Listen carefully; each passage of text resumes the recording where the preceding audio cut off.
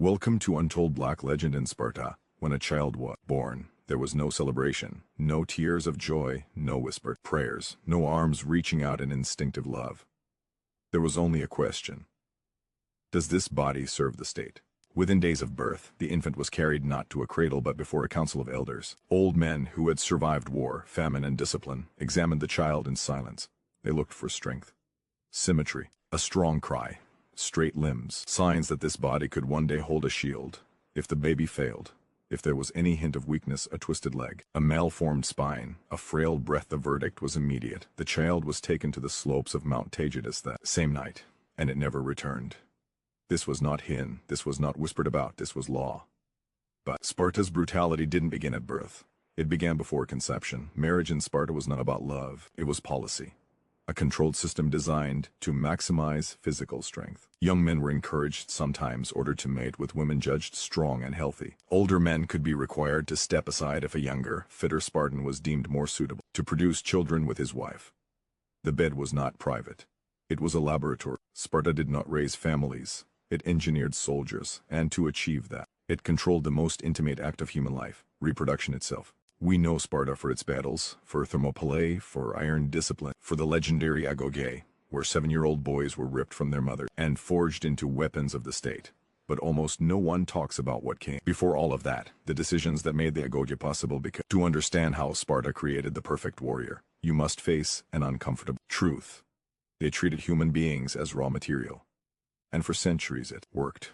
If you're interested in history told honestly, not glorified systems exposed, not romanticized, make sure to like this video and subscribe to the channel. This channel isn't about heroes, it's about how power really works. Now let's go back to the beginning. The baby is 48 hours old. Its mother has not named it yet, because in Sparta, names were earned. A name meant survival. Only after the elders approved the child would it be accepted into the household, washed in wine to test resilience, wrapped not in softness but in discipline from its first breath. Why such cruelty? Because Sparta was terrified. At its peak, there were only about 8,000 full Spartan citizens, the Spartiatai. Facing them were nearly 150,000 helots, enslaved peoples. Many descended from conquered Messenians who remembered freedom and hated their masters. Do the math. Each Spartan citizen lived surrounded by 90 enemies. Revolt was not a possibility, it was inevitable. And when revolts came, they came with knives, fire, and desperation. Sparta could not afford weakness, not in the field, not at home, not in the cradle. Every citizen had to count, and that count began on the day of birth. In the next part, we'll explore how this logic shaped Spartan childhood and how a system built entirely for war ultimately collapsed under its own weight.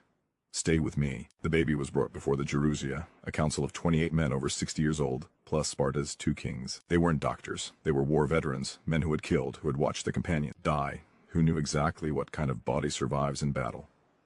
The inspection didn't take long. Legs, straight, solid bone structure, spine, any curvature. Chest, well-formed rib cage. The cry, strong lungs. One of the elders would lift the baby toward the light, turn it, press its chest to provoke crying, observe the response. Sometimes the defect was obvious, a malformed limb, clear signs of illness, but other times it was subtler, a cry that sounded weak, skin that seemed too pale. Something indefinable that the elder, with decades of experience, simply noticed. If it passed, the baby returned to its mother for now. If it failed, it was wrapped in cloth. A soldier carried it that same night toward the slopes of Mount Taygetus. There's a place there. The Greeks called it agōgē, the deposits, rocks, wind, night, cold. The soldier left the baby and descended alone. Infant exposure existed throughout the ancient world in Athens, in Rome, in Carthage. But there was a difference. In those cities, it was a family decision, private, usually economic desperation. In Sparta, it was state policy, mandatory, systematic. It wasn't tragedy, it was protocol. But this was only the first filter. Because for the babies who passed, the control was just beginning. The Spartan state didn't wait until you were born to control you. It controlled you before, when your parents met, when they married, when they conceived. Every step was by design. In Sparta, you didn't choose who you married. State magistrates evaluated young people as if they were breeding livestock. And in a sense, they were him. Tall, broad shoulders, father and grandfather war veterans. No known family history of disease. Her wide hips, robust constitution, capable of physical training without injury. Healthy lineage. Beauty mattered, but not as decoration. It mattered as a signal of health. Complete teeth meant good childhood nutrition. Clear skin meant absence of disease. Facial symmetry meant development without complications. The elders weren't looking for compatibility. They were looking for probability of strong offspring, and once decided the couple was informed, not consulted, informed. Love wasn't part of the equation. Love was irrelevant. Some Spartans, it's true, developed affection for their assigned partners. It happens even in systems designed to prevent it. But that affection was accidental. It wasn't the goal. The goal was production. And the system went further. If a Spartan man was considered genetically superior, a decorate warrior, exceptional constitution, but his wife couldn't conceive, the state allowed, even encouraged that man to have children with another man's wife. It wasn't adultery. It was civic service. Plutarch, the Greek historian, documents specific cases. An older man with a young fertile wife would allow a young warrior to impregnate her. The resulting child was considered an honor to both families. The husband felt no jealousy. He felt pride. His household had contributed a future soldier to the state. And the woman? Well, her opinion doesn't appear in the records. This wasn't sexual freedom. It wasn't free love. It was eugenics. The word didn't exist yet. It wouldn't be coined until centuries later, but the practice was exactly that. Intentional selection of human characteristics, considered desirable. And it worked. The Roman idea of paterfamilias, the father as absolute authority of the household, didn't exist in Sparta. In the same way, because the body didn't belong to the father, not even to the person themselves. It belonged to Sparta. This was explicit, legal, cultural. Men lived in communal barracks from age 7 to 30. Even after marrying at 20, they didn't live with their wives. Marriage was an arrangement for procreation, not for cohabitation. Men would sneak away from the barracks at night, briefly visit their wives, and return before dawn. Some fathers knew their children only through scheduled visits. The nuclear family didn't exist. Only the state existed. And so, generation after generation, Sparta produced physically superior children. Children who at 7 years old would be torn from the little they knew as family and delivered to something much worse. The boy is now 7 years old. He's lived with his family these past years. He's known a mother's warmth, play with other children, meals at home.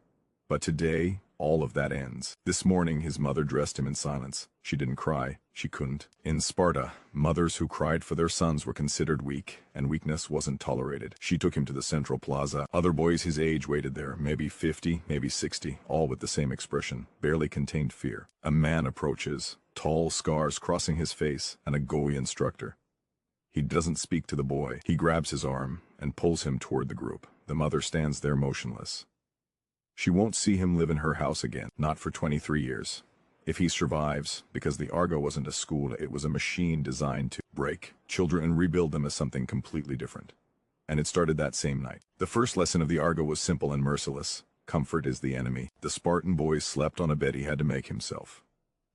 Reeds torn by hand from the banks of the Eurotas River. No niv.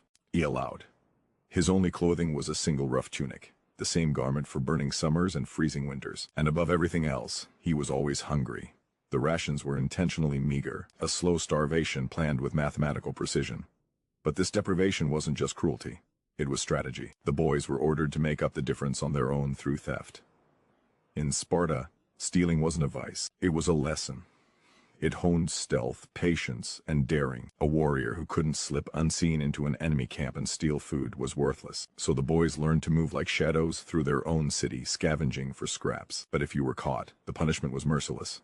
You'd be flogged without pity, not for stealing, but for being foolish enough to get caught. The sin wasn't theft. It was incompetence. The message cut deep. Success justifies everything. Failure has no excuse. On the battlefield, being caught meant death, not just for you, but for everyone beside you. The Agoge made sure that lesson was branded into flesh. This wasn't simply training soldiers. It was manufacturing predators. Cold, sharp, calculating, stripped of ordinary morality. In their world, right and wrong dissolved into one question: did you succeed or not? They learned to lie, to vanish, to read weakness, and to obey without hesitation. They were brothers, yes, but brothers bound by pain, rivalry, and fear. Starvation and theft were only the opening chapters. The next lessons were far darker. The human body adapts quickly to hunger, cold, and blows. But the real war of the agōgē was waged inside the skull. Sparta didn't just need muscle. It needed minds honed like blades, spirits emptied of self, loyal only to the state. Having conquered the body, the instructors now targeted the soul. Their weapon silence, our word laconic, meaning brief in speech, comes from Laconia, the region of Sparta. That's no coincidence. Spartan children were taught that words were tools, not toys. Speaking idly, making a foolish remark, or Asking a pointless question was punishable. Teachers hurled questions meant to provoke sharp, precise answers. Hesitation or dullness was met not with words, but with pain. Sometimes the instructor would bite the offender's thumb, a small but unforgettable lesson in thinking before speaking. Silence became armor. Every word had to strike like an arrow. But the worst cruelty didn't always come from their elders. It came from each other. Older boys ruled the younger like tyrants, commanders, jailers, tormentors in one. At meals they launched verbal ambushes.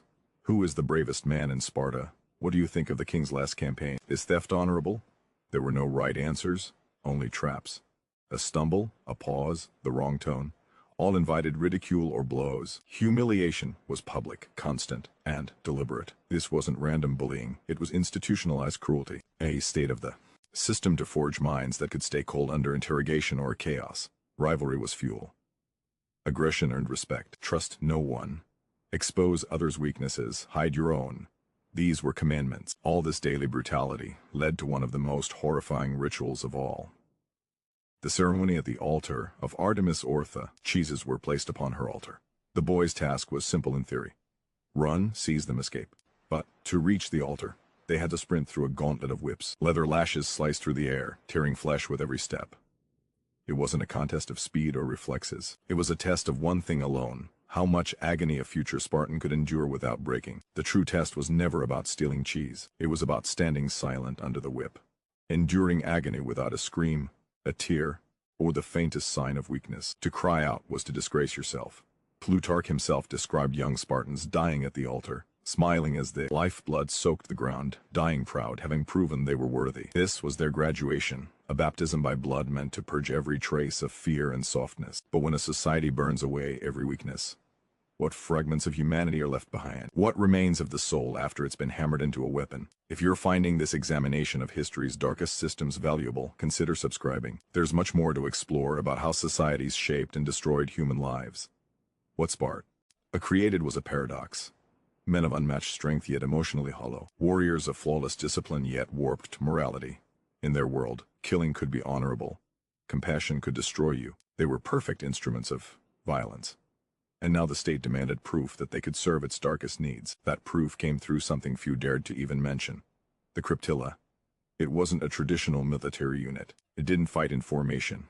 It was something far more sinister: a covert death squad, a machine of fear designed to keep Sparta's internal enemies silent. To understand it, you have to grasp Sparta's greatest obsession: control. A small warrior class ruled over an immense population of enslaved helots, who outnumbered them many times over. The Spartans lived with constant terror of revolt. Their answer was terror, calculated and preemptive. Each year, a select group of elite graduates from the Agoge, the strongest, most cunning, utterly ruthless, were sent into the countryside with only a dagger and a few scraps of food. They were ordered to hide by day, move by night, and kill without hesitation. Their prey, the helots, but not all helots, only the boldest, the most capable, those who dared to rise above the rest. These young men became the scythe that cut down any stalk taller than the field. This was their final exam, their last transformation. To murder an unarmed man under cover of darkness wasn't combat. It was psychologica, surgery, a brutal ritual meant to prove that mercy had been completely erased from their hearts. They were no longer killing out of rage or defense.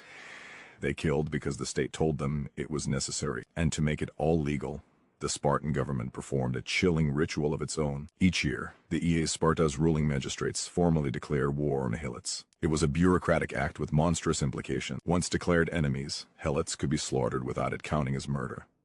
The killers of the Crypti weren't criminals. They were soldiers carrying out the will of the state.